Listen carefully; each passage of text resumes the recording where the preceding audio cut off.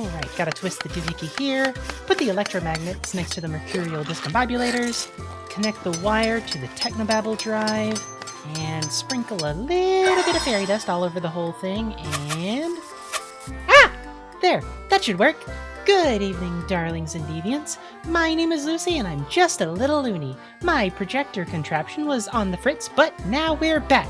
Hold on, it's not showing the circus. Let me just get its little... Huh. That can't be good. Greetings. Oh, hi there, robot-looking person. Do you know what happened to my circus? It's looking like someone cast a farewell in here.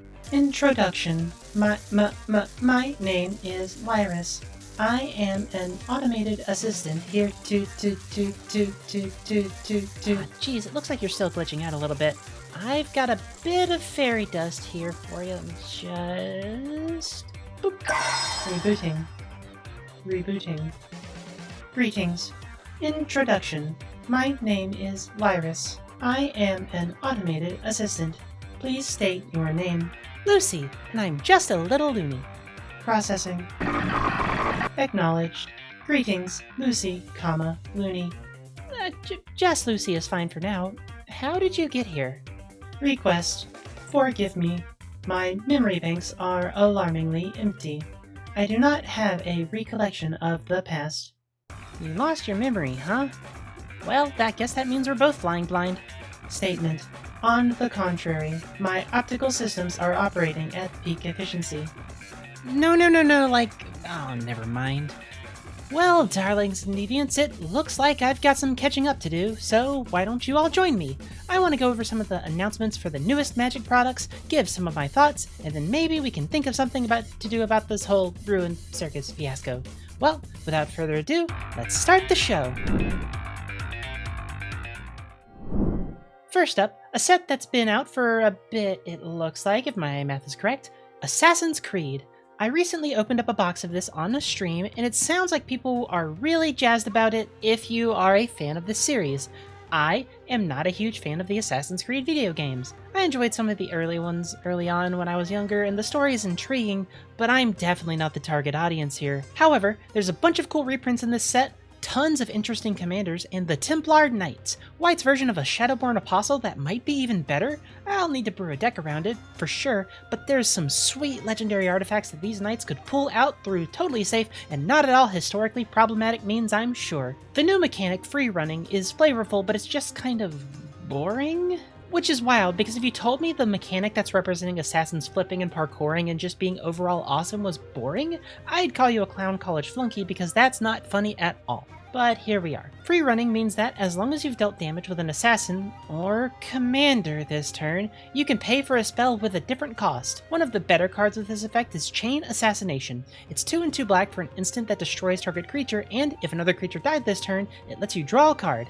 However, if you're free running, it only costs 1 and a black. The issue I have with free running is that it just doesn't really feel like a mechanic that should belong in modern Magic. A mechanic that says whenever assassin deals combat damage you get a cheaper cost is fine. It's a bit narrow, but it's fine. But adding Commander onto that feels like you're just trying to shoehorn it into Commander, and with Assassin's Creed being modern legal as well, it just feels awkward.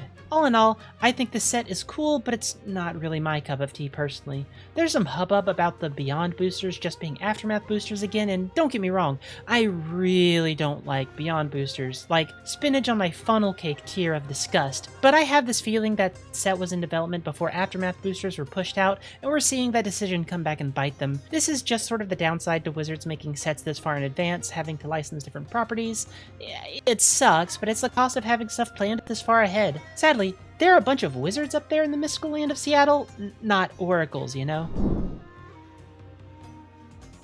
Next up is something old, something new, something borrowed, something kinda blue? It's Magic the Gathering Foundations. We don't know too much about this set yet since it's coming out in November near the tail end of the year, but basically it is the daddy of all core sets. The cards in this set will be legal until 2029, and there are some super powerful cards that we already have lined up here.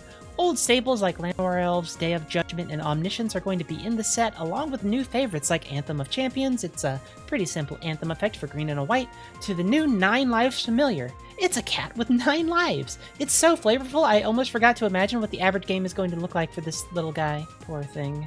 On the one hand, I think this is potentially amazing for getting new players into the game, and not just into Commander either. A set of cards that is legal for 5 years is a long time for cards to be playable in Standard. This offers the gradual tipping of toes into the game that's great for newer players, but there's a lot of ways this could go wrong. We don't know how much they're going to print the set, what the product is going to look like, what's going to be launched alongside it. Like, are they going to release Commander decks with it? Is it going to be in regular booster packs? There's a lot of good that this set could do, but there's a lot of scummy things that Wizards could do to mess it up. Hopefully, this foundation is built on rock instead of sand. That's right, I can get deep when I wanna. Finally, we have both Bloomburrow and Duskmourn, 2 brand new planes we've discovered in the next 2 premiere sets. We don't know too much about them, but I'm seriously super excited. Between Bloomburrow's Redwall-inspired scale and whimsy, and Duskmourn's more modern take on horror and fear, I can't wait for... You alright, Lyris? Processing. Processing. Scanning nearby omen paths. Updating records. Oh, I guess you're a planeswalking robot? Statement. Indeed, I am equipped with technology to facilitate travel between planes, to guide those into this new multiverse. Oh, that's super cool! Statement. You are in possession of a spark. Query. Why do you show interest in an interplanar assistant? You should have no need. Well, friends don't need to be useful. They just need to be friends, you know? Query. What are friends? Oh geez, I wasn't expecting to answer this. Well, it's sort of like... people that are close to you, I guess. Giggles, Gruff, Veronica, they're my friends. I'll introduce you. Once I find them, I guess. Scan complete. Notable life forces found. Simulating omen path variations. Life force signature, Gruff, located.